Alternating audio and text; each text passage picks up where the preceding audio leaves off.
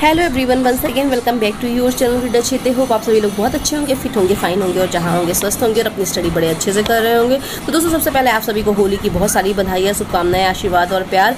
तो दोस्तों please video को स्किप ना करें, क्योंकि ये जो पॉइंट है, ये जो टॉपिक है, ये आपके एग्जाम के पर्पज से बहुत इंपॉर्टेंट है। क्योंकि कह सकते हैं ये जो टॉपिक है ये आपके मेरिट बनाने वाले क्वेश्चन इससे आते हैं। आपके हर एक एग्ज़ाम में, कोई किसी भी लेवल के एग्जाम हो, इस जनरली आते ही हैं, जो कि एग्ज़ाम के पर्पज़ से आपके लिए इंपॉर्टेंट है। इससे रिलेटेड क्वेश्चन हर एक एग्ज़ाम में आपको देखने को मिलेंगे। तो ये पूरा वीडियो ज़रूर देखें, स्किप मत करें। लास्ट में आपके लिए क्वेश्चन भी है, जितना भी हम लोगों ने पीछे पढ़ा है उससे रिलेटेड डेली हम लोग 10-10 क्वेश्चन सॉल्व करेंगे। तो पीछे आपके लिए 10 क्वेश्चन है, तो आप उसके आंसर दीजिएगा। देखिएगा आपको रिवीजन भी होता रहेगा आपने कितना सही किया। हालांकि मैं आंसर उसके बताऊँगी।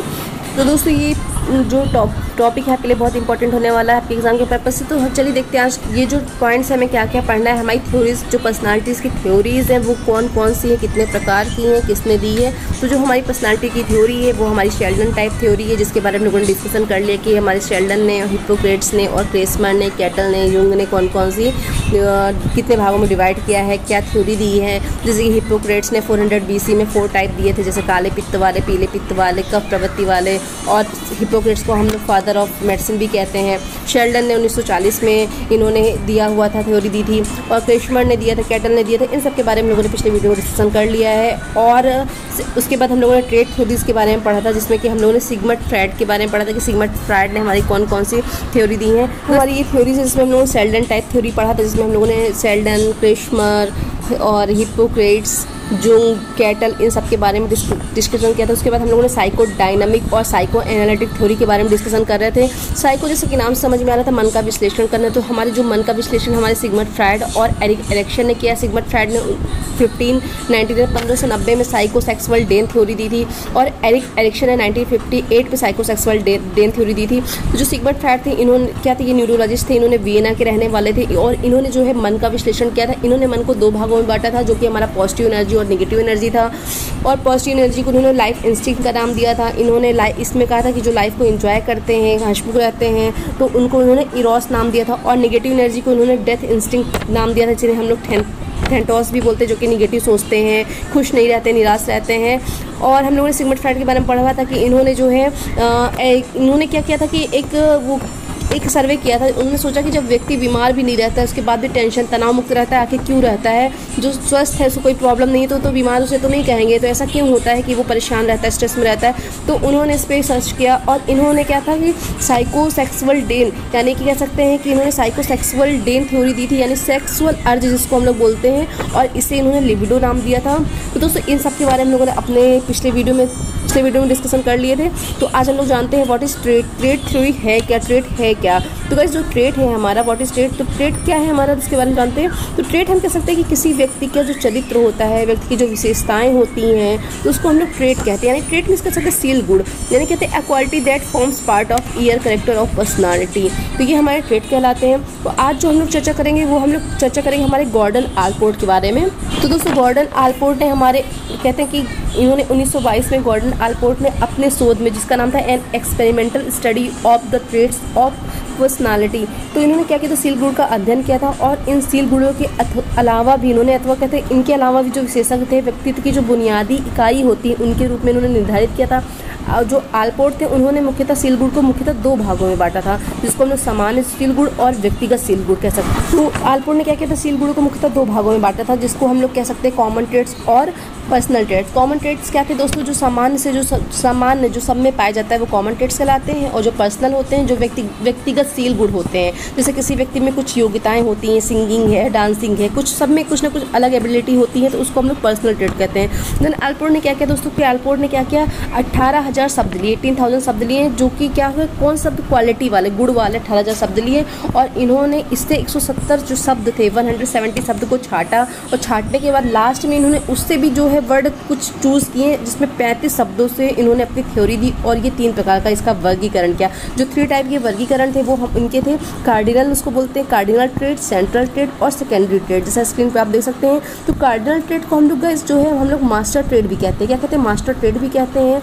ये क्या क्या होते हैं, ये बुनियादी गुण होते हैं। जैसे हिटलर में गांधी जी हैं, जैसे गांधी जी, सत्यवादी हरिश्चंद्र, ये व्यक्ति क्या होते हैं, बहुत प्रभावी होते हैं और सबसे ज़्यादा क्या होते हैं, समाजवादी होते हैं। तो कार्डिनल ट्रेट होता है ये। अब सेंट्रल ट्रेट की बात करें, इसमें क्या होता है, ये 5 to 10, हर एक व्यक्ति में क्या होता है 5 से 10 क्वालिटीज़ होती हैं। इसको हम लोग बिल्डिंग ब्लॉक भी कहते हैं। क्या कहते हैं, बिल्डिंग ब्लॉक भी कहते हैं सेंट्रल ट्रेट को। तो ये जो व्यक्ति होते हैं बहुत महत्वपूर्ण तो नहीं होते हैं और ना ही प्रभावी होते हैं, नॉर्मल टाइप के होते हैं। और सेकेंडरी ट्रेट जो हमारा तीसरा आता है, ये कहते हैं कि ऐसे टाइप के लोग जो होते हैं बनावटी होते हैं, गौड़ होते हैं, मतलब इनके जो अंदर क्या चल रहा है ये आप समझ ही नहीं सकते हैं। तो ये इन्होंने ये 3 जो है ट्रेड्स दिए थे, याद रखिएगा। 2 भाग थे, पहले कॉमन ट्रेड्स पर्सनल, उसके बाद इन्होंने जो सर्वे वगैरह किया तो 18,000 शब्द लिए, उसमें से इन्होंने काट छाट करके इन्होंने जो है 170 शब्द लिए। उनमें से भी इन्होंने 35 जो क्वालिटी वाले शब्द थे उसकी जो है इन्होंने थ्योरी दी है, जो कि 3 है, कार्डिनल, सेंटर और सेकेंडरी। CCS करके आप याद कर सकते हैं, CCS करके याद कर सकते हैं। ये हमारे गॉर्डन आलपोर्ट ने दी है। तो गाइस ये इन्होंने दिया था, जैसे कि आप देख सकते हैं क्वेश्चन आ सकता है कि मास्टर ट्रेड किसे कहते हैं, तो कार्डिनल ट्रेड को मास्टर ट्रेड कहते हैं। बिल्डिंग ब्लॉक किसे कहते हैं, तो सेंट्रल ट्रेड को बिल्डिंग ब्लॉक कहते हैं। सेकेंडरी वाले बुनियादी टाइप के लोग होते हैं, दिखावटी होते हैं, आप समझ ही नहीं सकते किस टाइप के होते हैं, तो याद रखिएगा। अब इन दोनों में डिफरेंस क्या है गाइस, तो जो डिफरेंस हम लोग कह सकते हैं, जो हमारे ये कॉमन ट्रेड और पर्सनल ट्रेड्स वाले जो होते हैं, जो सामान्य जो ट्रेड्स होते हैं वो क्या होते हैं, समाज के अधिकतर व्यक्तियों में पाया जाता है। और हम क्या होता है, व्यक्तिगत सील गुड्स जो होते हैं, जो पर्सनल होते हैं, वो सब व्यक्तियों में एक समान नहीं पाया जाता है, हर में अलग अलग क्वालिटीज़ होती हैं, अलग अलग होती हैं।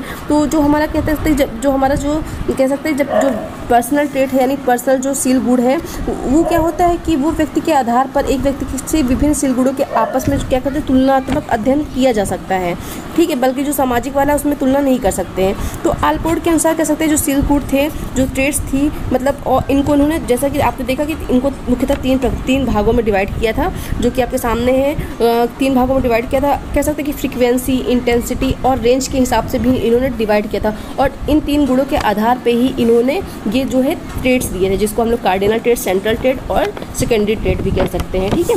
अब हम बात करते हैं हमारे जो ये ट्रेड्स है गाइस हमारे, इसमें इसके जो ड्रॉबैक है इसके बारे में बात करें तो इसके ड्रॉबैक क्या है। तो इसके जो ड्रॉबैक है, इसमें इन्होंने क्या किया, किसी पर्सन के अगर बैड हैबिट्स है, कुछ प्रॉब्लम्स है, उसको चेंज करने के लिए इन्होंने कोई मेथड, कोई तरीका नहीं बताया है। और इसमें सिर्फ उन्होंने डेवलपमेंट के बारे में बात की है कि ट्रेड क्या है, तो उस पर्सन के डेवलपमेंट के बारे में इन्होंने नहीं बताया, ये इसका ड्रॉबैक है दोस्तों। तो आज हम लोग इतना ही करते, गॉर्डन आलपोर्ट की थ्योरी होप समझ में आ गई होगी। उसके बाद हम लोग रेमंड केटल के बारे में बात करेंगे, हेंस आइजैक के बारे में बात करेंगे। टीजीटी पीजीटी लेवल के एग्जाम में जनरली यही आता है, पुस्तक के सन में, सन भी याद रखिएगा, जो स्क्रीन पे है आपके सामने, ये इंपॉर्टेंट है डेट कि जैसे गॉर्डन आलपोर्ट में कब किया है, तो और रेमंड केटल ने कब दी है, हेंस आइजैक ने कब दी है, तो ये याद रखिएगा। अब हम लोग जो हमारे साइकोलॉजी के क्वेश्चंस हैं, 10 क्वेश्चन है इसमें दोस्तों, तो इसको भी देख लेते हैं, आपके लिए इंपॉर्टेंट होंगे, आपको अच्छे लगेंगे। इससे रिलेटेड हम लोगों ने वीडियो कर लिया है, उसी से संबंधित आपके लिए क्विज है।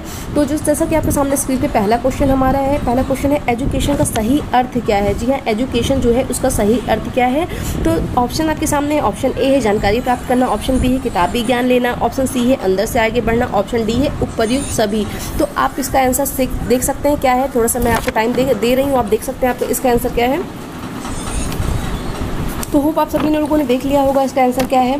तो अगर आप ऑप्शन नंबर सी के साथ जा रहे हैं तो बिल्कुल सही जा रहे हैं। इसका अर्थ होता है दोस्तों अंदर से आगे बढ़ना। जैसे कि हमने आप एजुकेशन है, एजुकेशन शब्द की उत्पत्ति कहते हैं लैटिन भाषा के एडुकेटम शब्द से हुई, किससे हुई, एडुकेटम शब्द से हुई, याद रखिएगा। ये हमेशा जनरली पूछता है एजुकेशन शब्द की उत्पत्ति शब्द से हुई, एडुकेटम शब्द से हुई है। और ये जो है ये कहते हैं कि ये लैटिन भाषा का शब्द है, याद रखिएगा लैटिन भाषा का शब्द है। अब ये 2 धातुओं से मिलकर बना है, पहली तो ए है और दूसरी क्या है, ड्यूको है। ए का अर्थ होता है भीतर से और ड्यूको का अर्थ होता है अग्रसर करना, ये कह सकते हैं कि आगे की ओर बढ़ावा देना, विकसित करना। तो उस हिसाब से इसका ऑप्शन जो आपके सामने है, इसका ऑप्शन क्या होगा देख सकते हैं आप। तो इसका ऑप्शन अंदर से आगे बढ़ना, ये बिल्कुल राइट है।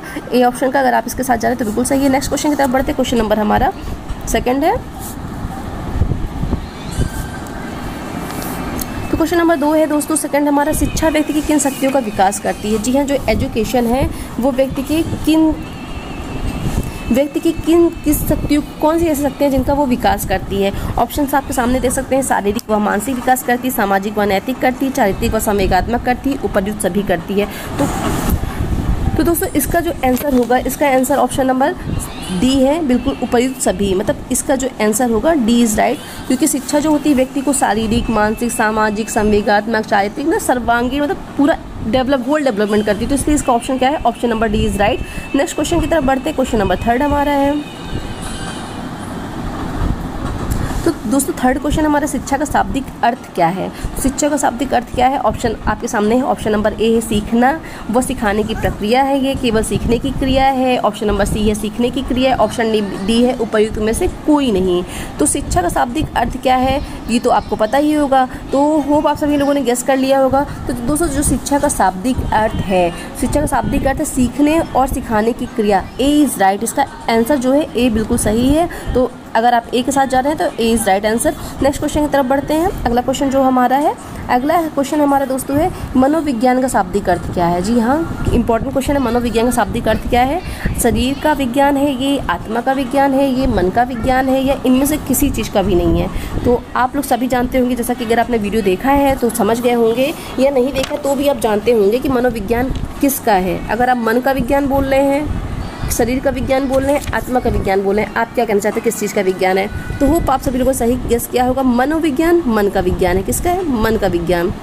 मनोविज्ञान मन का विज्ञान है, शरीर का विज्ञान नहीं है, आत्मा का नहीं है, मन का विज्ञान। पहले हालांकि इसको आत्मा का विज्ञान कहा गया था, फिर इसको जो है चेतना का विज्ञान कहा गया, मन का विज्ञान कहा गया। इवन प्रेजेंट टाइम में दोस्तों इसे व्यवहार का विज्ञान कहा गया है। तो ऑप्शन में आपके पास व्यवहार नहीं है तो आप मन का विज्ञान कर सकते हैं। अगर यहाँ पे व्यवहार होगा तो यहाँ पे याद रखिएगा व्यवहार का विज्ञान क्या है, क्योंकि प्रेजेंट टाइम में हम लोग इसको व्यवहार के विज्ञान से जानते हैं कि मानव व्यवहार से संबंधित है ये। तो मनोविज्ञान जो है हमारा साइकी शब्द से आशय है। जी हाँ, साइकी शब्द से क्या आशय आपको बताना है, मन है, आत्मा है, चेतना है, व्यवहार है। साइकी शब्द का आशय क्या है, जैसा कि आपको मैंने ये बताया थ्योरी पार्ट में डिस्कस कि साइकी शब्द का अर्थ क्या होता है, तो आप सभी लोगों ने गेस कर लिया होगा। तो साइकी शब्द का अर्थ दोस्तों आत्मा होता है। क्या, आत्मा। साइकी शब्द से क्या आशय है, आत्मा का विज्ञान या आत्मा कह सकते हैं। साइकी का जो अर्थ है वो है आत्मा। नेक्स्ट क्वेश्चन की तरफ बढ़ते हैं। अगला क्वेश्चन जो हमारा है, तो अगला क्वेश्चन दोस्तों हमारा है कि साइकोलॉजी शब्द की उत्पत्ति किस भाषा से हुई है या किस भाषा की देन है। साइकोलॉजी शब्द की उत्पत्ति हमारी लैटिन भाषा से भी, यूनानी भाषा से भी है, या इनमें से किसी से नहीं हुई, आपको बताना है। तो जो साइकोलॉजी शब्द है इसकी उत्पत्ति किस भाषा से हुई है, तो इसकी उत्पत्ति दोस्तों हमारी यूनानी भाषा से हुई है। किससे हुई, यूनानी भाषा से हुई है, याद रखिएगा। साइकोलॉजी शब्द की उत्पत्ति हमारी यूनानी भाषा से हुई है। एजुकेशन शब्द की उत्पत्ति हमारी लैटिन भाषा से हुई है। एजुकेशन जो है दो शब्दों से मिलकर बना हुआ है, ए और ड्यूको। अब नेक्स्ट क्वेश्चन की तरफ बात करते हैं, हमारी शिक्षा मनोविज्ञान का क्या कार्य है। जी हाँ, जो हमारी शिक्षा मनोविज्ञान है, एजुकेशन साइकोलॉजी है, इसका वर्ग क्या है, इसका कार्य क्या है। ऑप्शन आपके सामने, व्यवहार का परिमार्जन करना। ऑप्शन नंबर बी है समाज का अध्ययन करना। ऑप्शन नंबर सी है व्यवहार के परिमार्जन के लिए व्यवहार का अध्ययन करना है। या इनमें से सभी ऑप्शंस राइट हैं। तो आप देख सकते हैं आपके पास समय है, आप गेस करिए आपका आंसर क्या है। तो दोस्तों आप सभी ने गेस कर लिया होगा, अगर नहीं किया है तो देख सुन लीजिए, अगर कर लिया है तो अच्छी बात है। अगर ऑप्शन नंबर सी के साथ जा रहे हैं तो बिल्कुल सही है। शिक्षा मनोविज्ञान का जो कार्य होता है व्यवहार के परिमार्जन के लिए व्यवहार का अध्ययन करना होता है। जी हाँ, सी बिल्कुल सही है अगर आप सी के साथ जा रहे हैं। अगले क्वेश्चन की तरफ बढ़ते हैं। अगला जो हमारा क्वेश्चन है वो देखते हैं क्या है। क्वेश्चन नंबर 8 है। पाठवां जो हमारा है वो कहता है शिक्षा के क्षेत्र में क्रांति लाने का श्रेय किसका है। शिक्षाविदों का है, सरकारी नीतियों का है, औद्योगिक क्रांतियों का है, मनोविज्ञान का है। तो किसका है, आपको इसका आंसर देना है। ऑप्शंस आपके सामने आप देख सकते हैं। तो अगर ऑप्शन नंबर डी के साथ जा रहे हैं तो आप बिल्कुल सही जा रहे हैं, क्योंकि मनोविज्ञान का है। जो शिक्षा के क्षेत्र में क्रांति लाने का श्रेय हमारे किसका है, मनोविज्ञान का है। अगले क्वेश्चन की तरफ जाते हैं दोस्तों। तो अगला क्वेश्चन हमारा है, इसमें क्वेश्चन और है जो कि इंपॉर्टेंट, हमारे जो पितामह कौन है, साइकोलॉजी के फादर कौन है, जो कि मैंने बताया था आपको। तो हमारे साइकोलॉजी के फादर विलियम वुंड है, याद करिए, कल लिख लीजिएगा, विलियम वुंड हमारे साइकोलॉजी के फादर है। क्वेश्चन नंबर 9 की तरफ बात करते हैं। हमारा जो भारतीय दर्शन का मूल उद्देश्य क्या है, ये आपको बताना है। इसका उद्देश्य क्या है, जैसा कि हम लोगों ने इसको थ्योरी पार्ट में डिस्कशन किया था कि हमारा जो भारतीय दर्शन है उसका मूल उद्देश्य क्या है। तो अगर आपने वीडियो को देखा है फटाक से इसका आंसर दे देंगे। तो अगर आप ऑप्शन नंबर बी के साथ जा रहे हैं तो बिल्कुल सही जा रहे हैं। इसका आंसर बी इज़ राइट है, यानी कि आत्मा का दर्शन है। क्या है, आत्मा का दर्शन है। अगले क्वेश्चन की तरफ बढ़ते हैं और ये हमारा लास्ट क्वेश्चन है। तो ये लास्ट हमारा है, अंग्रेजी भाषा का शब्द एजुकेशन जो है लैटिन भाषा के किन शब्दों के युग्म से बना है। अभी मैंने आपको बताया है, तो आपको बताना है लैटिन भाषा का जो शब्द एजुकेशन है किन शब्दों के युग्म से बना है। ऑप्शन है एडुकेयर व एडुशियर। ऑप्शन नंबर बी है एडुकेटम है यहाँ पे। ऑप्शन नंबर सी है इनमें से कोई नहीं। तो आपको इसका आंसर देना है। तो आप सभी ने इसका आंसर गेस कर लिया होगा। ऑप्शन नंबर ए जो है बिल्कुल राइट है इसमें। ऑप्शन नंबर ए राइट है इसमें। एडुकेयर व एडुशियर जो है ये इन 2 शब्दों के युग्म से हमारा जो है क्या बना हुआ है, एजुकेशन बना हुआ है। तो दोस्तों होप आप सभी लोग को वीडियो समझ में आया होगा। अगर कोई क्वेश्चन है, क्यूरीज है, तो आप प्लीज़ कमेंट सेक्शन में जाके कमेंट करके पूछ सकते हैं। और अच्छा लग रहा हो, मेरा पढ़ाना समझ में आ रहा है तो यार प्लीज़ अपने दोस्तों को शेयर करें, लाइक करें और सब्सक्राइब करना ना भूलें। और दोस्तों अपनी पढ़ाई स्टार्ट कर दीजिए, क्योंकि धीरे धीरे वैकेंसी आपको देखने को मिल रही है। तक के लिए आप सभी को नमस्कार, आपका दिन शुभ हो।